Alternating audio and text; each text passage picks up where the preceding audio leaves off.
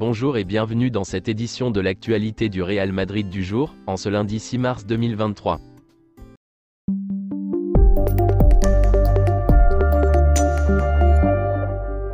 Dans le cadre de la 24e journée de la Liga, le Real Madrid continue de décevoir, et enchaîne un troisième match sans victoire, et se fait distancer encore un peu plus par le Barça pour le titre. Sans inspiration en première mi-temps, et sans réalisme devant le but en deuxième mi-temps, le Real Madrid a fait un match nul 0 partout, face au Real Betis. C'est une période compliquée pour le Real Madrid, qui n'arrive plus à s'imposer. Quelques déclarations de Carlo Ancelotti après le match. Nous avons mieux joué dans les 30 dernières minutes. Nous aurions dû faire plus en première mi-temps. Nous n'avons marqué qu'un seul but, lors des 3 derniers matchs, sur des coups de pied arrêtés. Ce n'est pas normal que nous n'ayons marqué qu'un seul but, sur coups de pied arrêtés en 3 matchs, après en avoir marqué 5 buts à Anfield. C'est bizarre. C'est évident que nous devons être plus efficaces. Moins de dribbles, plus de tirs de l'extérieur. On devrait moins dribbler, et se concentrer sur les tirs. C'est incroyable que nous ne puissions pas marquer de but, avec les joueurs de qualité que nous avons. Nous sommes bons en défense. Mais il n'y a pas d'équilibre dans cette équipe, car l'attaque ne fonctionne pas. Le remplacement de Camavinga ? Il a eu un carton jaune. 0 minutes pour Asensio ? Rodrigo, Karim et Vinicius ont joué. C'est simple. Le Real Madrid peut-il encore se battre pour la Liga ? Ce n'est pas impossible. C'est difficile et compliqué maintenant. Mais nous allons nous battre jusqu'au bout.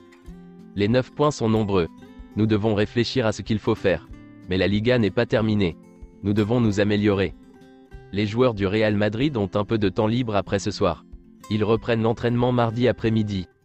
La dernière fois qu'Eden Hazard a participé à un match de Liga, c'était le 11 septembre. Il n'a joué que 7 matchs avec le Real Madrid cette saison. Florentino Pérez a dit à Ancelotti qu'il n'était pas satisfait de sa sélection d'équipe, contre l'Atlético Madrid. Vous devez toujours faire jouer votre meilleure équipe. Ancelotti est bien conscient que son avenir n'est pas assuré. Depuis la défaite contre Barcelone en Supercoupe, de nombreux doutes sont apparus au sein de la direction. De nombreux membres de la direction souhaitent qu'il reste, mais les voix les plus puissantes auront le dernier mot sur la question. Florentino Pérez a été vu en train de discuter longuement avec Ancelotti après le match hier, à l'extérieur du vestiaire. Florentino Pérez a aussi parlé aux joueurs dans le vestiaire après le match d'hier soir. La colère du président ne cesse de croître, depuis la défaite contre Barcelone en Supercoupe. Florentino Pérez était agacé par la sélection de l'équipe d'Ancelotti contre l'Atlético Madrid, il a demandé pourquoi le manager n'a pas utilisé son meilleur 11.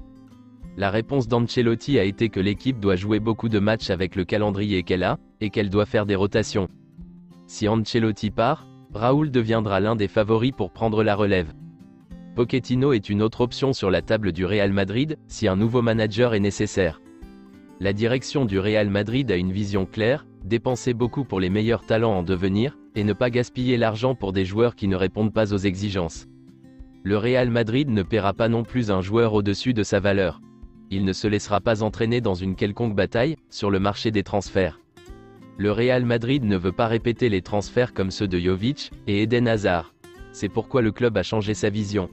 Chaque signature doit répondre à toutes les exigences. L'AC Milan ne pense pas que les performances de Brahim Diaz valent les 22 millions d'euros. Ils veulent qu'elles soient réduites. Le Real Madrid devrait donc introduire Brahim Diaz dans l'équipe première la saison prochaine. Le Real Madrid veut un jeune joueur qui peut jouer sur le côté droit. Le retour de Brahim Diaz est de plus en plus probable. Le Real Madrid et plusieurs autres clubs s'intéressent à Luka Vuskovic, un jeune joueur croate de 16 ans. Le milieu de terrain du Borussia Mönchengladbach, Manu Koné, âgé de 21 ans, rêve d'aller au Real Madrid ou à Chelsea. La famille de Jude Bellingham fait pression pour que leur fils aille en Première Ligue. Le Real Madrid sait que Jude Bellingham a une grande fascination pour le Real Madrid et essaiera d'en tirer parti. Lors du dernier Classico, Álvaro Rodríguez est entré en collision avec Ter Stegen. Les joueurs de Barcelone se sont précipités sur la scène pour affronter le jeune attaquant, mais Araujo les en a empêchés. Araujo est un joueur qui est respecté par les joueurs du Real Madrid. C'est un défenseur de haut niveau. Il a aussi défendu Vinicius Junior dans une interview passée, et a défendu Álvaro Rodríguez. Son humilité se voit facilement.